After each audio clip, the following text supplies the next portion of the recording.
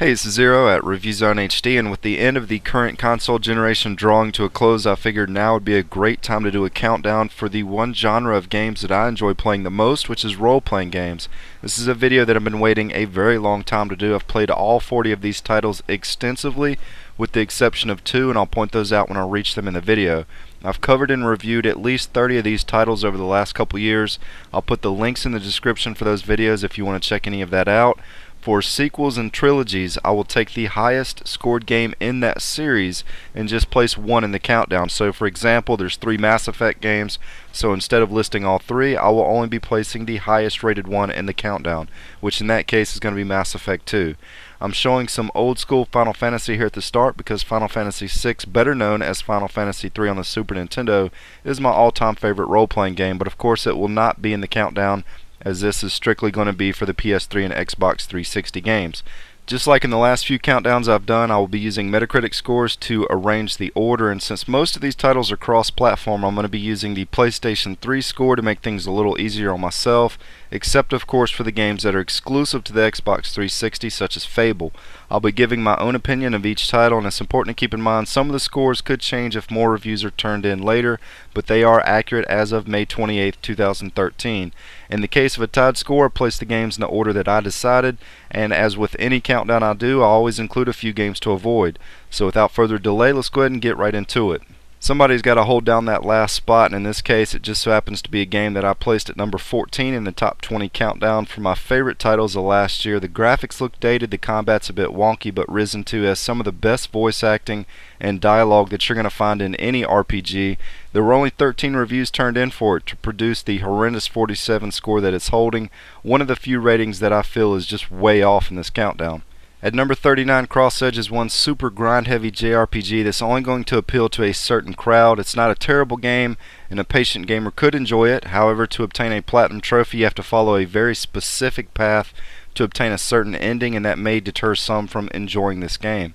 At number 38, Game of Thrones may appear to be a true role-playing game that uses turn-based combat and has nice graphics, but upon closer inspection, it's just an absolute train wreck that should be avoided at all costs. It looks like a fun game, but it's truly crappy and should hold an even lower score than the 53 that it's rocking. At number 37, Mugen Souls has a 55 rating but has 21 user-submitted scores labeling it a 7.5, and I certainly agree with the user scores on this one over the official score. I had a lot of fun playing this title, and it changed my outlook on JRPGs in general. It's a bit off the wall and different, but I'd recommend checking into this one if you want a meaty role-playing game to spend some time with.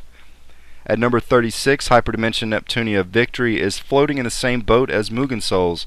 The 56 score just doesn't do it justice. This one has 28 user scores, giving it an 8.2. It's cutscene and grind heavy, and while I feel Mugen Souls is a better game, neither one of these titles really deserves to be at the bottom of this list. At number 35, Lord of the Rings War in the North. To be flat out honest, this game kind of pissed me off because of its really lopsided difficulty.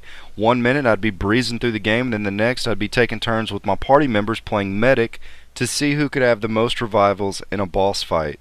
It looks good graphically, but it deserves the 63 score that it has.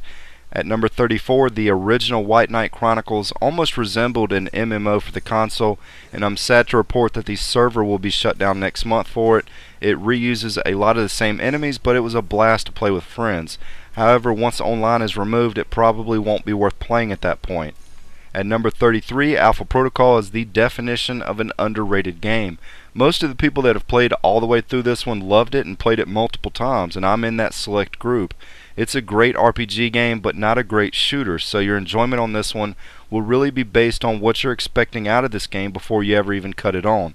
At number 32, there's no other game in the history of me playing games that I've spent more time with than Final Fantasy XI Online. It's almost embarrassing how much time I've played this game, but its Metacritic score is based off its 2006 release, and there's been a ton of improvements and expansions since then to make this one very awesome MMO to play today. There was a new expansion just recently released, and it's the only good MMO to ever be released on the console. At number 31, there's a lot of top-down RPGs similar to Dungeon Hunter Alliance, including the one that I showed at the beginning of this video, but few are as good as this game. It doesn't have an awesome story or quests, but it's a lot of fun to play online with friends. At number 30, this is a truly one-of-a-kind role-playing game that is unlike anything before it. It's also the only role-playing game that I know of that will allow you to import your drawings or photos to create characters on the game. This one is much, much better than the 68 would lead you to believe. At number 29, Vandal Hearts Flames of Judgment, released back in 2009, but looks like an even older game than that. It might have been okay back then when it first released, but it just hasn't aged that well compared to other similar games. I would take Final Fantasy Tactics or Ogre Tactics over this one any day of the week. At number 28, Two Worlds 2 was probably the most disappointed I was with any game that released that year. It's buggy, it's very slow paced, the enemies aren't that interesting, and overall it's just not as good as the 70 score that it's holding. But it is a lot better than the original Two Worlds and may appeal to a select few. I for one really dislike this game.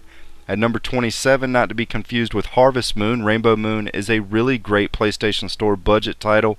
It's better than Vandal Hearts in every aspect, but it's still a slow-paced game, so you'll need a little bit of patience to truly appreciate this one. At number 26, The Alchemist of the Dusk was the first experience that I've had with this series, and for the most part, it was a pretty enjoyable JRPG. The entire focus is on gathering materials and crafting, so if you enjoy that type of thing, then you most likely would enjoy playing this game. The combat was also pretty good on here. At number 25, I spent a lot of time playing Sacred 2 with a couple friends. This game was epic on the console when it first released, but it hasn't aged particularly well compared to other role-playing games that were released for PC in 2008 and on the console in 2009. Sacred 3 is on the way, and as long as they keep the formula pretty close to this one, it should be an amazing role-playing game.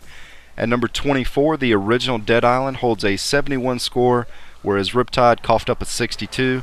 I personally enjoyed playing both of these games, and while both titles are geared more towards action and survival and horror opposed to an actual true role-playing game, it is quest-heavy and features a decent level-up system. At number 23, myself and Sick, who's a co-host on this channel sometimes, were at the store one day trying to decide on a good co-op game to play together, and we came across this one, Dungeon Siege 3, and I convinced him to purchase it. Long story short, he ended up selling it a couple weeks later as we both absolutely hated this game. It's very generic and very boring and really deserves to be at the bottom of this list. It looks like it would be a fun game though. At number 22, I think a few of my subscribers were a little upset with the review that I did for Resonance of Fate. I didn't think that highly of this one. It's not a horrible role-playing game by any means, but most of the areas were just really dark and gloomy, and it was almost depressing to play through this game. And I also just wasn't digging the combat all that much.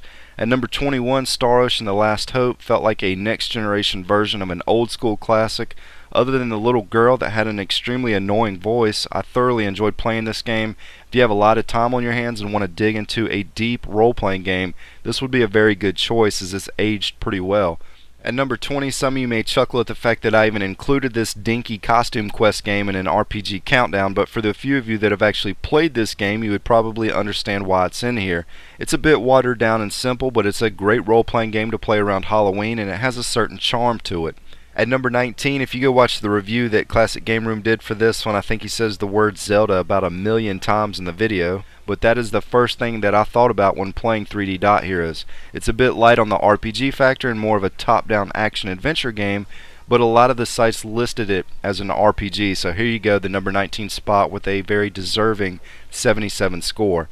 At number 18, the original Deathspank is only one of two games on this list that I collected all the trophies for. I really enjoyed playing through the first title, and it very well could be the funniest game that I've ever played. The voice acting and the dialogue are just downright hysterical, but the RPG elements are a little light on this one. At number 17, when Dungeon Defenders first released, I really didn't pay it all that much attention, but once I finally sat down with it, it sucked away 2 or 3 months of my life. I was glued to this game along with a few of my friends. I think it deserves a much higher score than what it holds, especially for such an inexpensive budget title. At number 16, we have Disgaea 4, which isn't a whole lot different than any of the other Disgaea games, and yes, they do make slight improvements here and there, but for the most part it's the same game each time. That's certainly not a bad thing if you're like me and you really enjoy all of these titles. I'm sure I've wasted a few hundred hours playing in this series. At number 15, the original Dragon's Dogma holds a score of 78, with the new Dark Arisen barely topping it by just a couple points. This is a pretty intense role-playing game that most people really love, and it should be a lot higher than number 15. I would recommend checking out the reviews for this one if you're even the least bit interested in it. At number 14 we have Rage, and how this game got an 81 is beyond me. It's a cross between Borderlands and Fallout, but it really doesn't do anything better than either of those titles. I originally wanted to review this one, but I played 5 hours of it and just lost all interest in it. It's not a horrible game, I just didn't find it all that entertaining. At number 13, I have some serious love for Kingdoms of Amalur Reckoning, and I was really disappointed when the game developers went belly up. I was really hoping to see the MMO version of this game that they were working on. This title is absolutely massive. Some people didn't like the look of the graphics, but I thoroughly enjoyed playing this game. At number 12, while the older Final Fantasies hold some of the most beloved memories of my gaming history, this title just didn't hit that same mark in my book. They're both great games and worth playing through once, but I was ready to be done with both of these titles by the time I got to the end of the game. At number 11, THQ is yet another great company that I hated to see shut their doors. Darksiders 2 was my third favorite game of last year. It's heavy on the action, but it has some really nice loot collecting and gear options to help bolster its RPG element. The first Darksiders was decent, but the second one is a must play. At number 10 we have Ni no Kuni, which could quite possibly have the best graphics of any game on this list. It would at least compete with the first 3 titles. It's heavy on the Pokemon style theme, but it's an awesome game, and if you enjoy RPGs, it's also a must buy. Pretty much every game in this final 10 is worth checking out with the exception of one. At number 9 we have Dragon Age Origins, which is the only game on this entire list that I hold a platinum trophy for, mainly because Deathspank quite simply didn't have a platinum to obtain. While the sequel may have took a couple steps backwards, the original Dragon Age was one of the first really truly epic role-playing games that actually felt like a next-generation RPG to hit the consoles, and it will still be worth playing 10 years from now. At number 8, this is one of only 2 games on this list that I haven't spent a great deal of time with. I did play the original Witcher on PC quite a bit, but I've only had time to play The Witcher 2 on Xbox 360 for a few hours. It's definitely on my to-do list, but I can't really judge or make a recommendation off what I've played so far, but it holds the number 8 spot based on its Metacritic score. At number 7, the original Demon Souls had an 89, and Dark Souls also scored an 89. It just doesn't get much better than these 2 titles as long as you can suffer through its very steep learning difficulty curve at the start of both games. Of course, having a glitch to duplicate souls on Dark Souls or a friend to duplicate items on Demon Souls helps out quite a bit, wink wink. At number 6, I played the first 2 Fables and enjoyed both of them a lot, but I haven't found time to play through the third one just yet. If it's anything like the first 2 titles, then it should be a blast. The original 2 are one of very few reasons why I owned an Xbox 360 to begin with, and I really don't have much negative to say about any of these titles. At number 5, I have some major beef with both of the Fallout games. On one hand, I absolutely loved both of these titles. On the other hand, I wanted to snap them both in half and flush them down the toilet because the game would just lock up and freeze so much. They were also a couple of my wife's favorite games to play, but she also couldn't stomach all the freezing issues, and it's for that reason that I really can't recommend this series. At number 4, when it comes to online role-playing games, if you're into shooters, this is pretty much going to be your best option. While the single player may not be as fun to play, the online co-op is absolutely spectacular and one of the best experiences that you can have online. Highly recommend either of these titles. As long as you enjoy shooters, you won't be disappointed. At number 3, we have Skyrim, which is my favorite role-playing game on this list, and it's also one of the most heavily scrutinized games that I've ever covered on this channel. So many people hate this game that it's almost comical, but I do understand why a few of them hate it because of the freezing issues. I was lucky enough to never come across that problem, and with a patched up Legendary Edition releasing in a week, I may finally have a reason to create a bunch of free time to really sit down and enjoy a game that I want to play.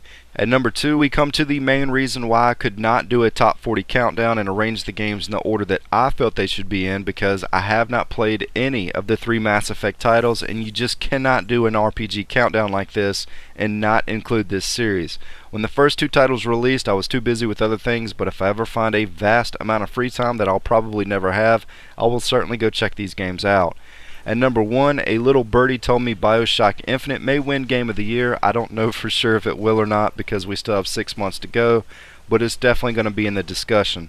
The crazy part is that the original Bioshock was just as epic when it first released, and it's still worth playing today.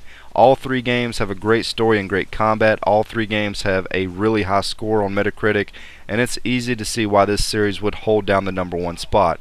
Anyways, I hope some of you guys enjoyed this countdown. For everybody else, you can leave your complaints below. This is Zero at ReviewZoneHD, out of breath, and thanks for stopping by.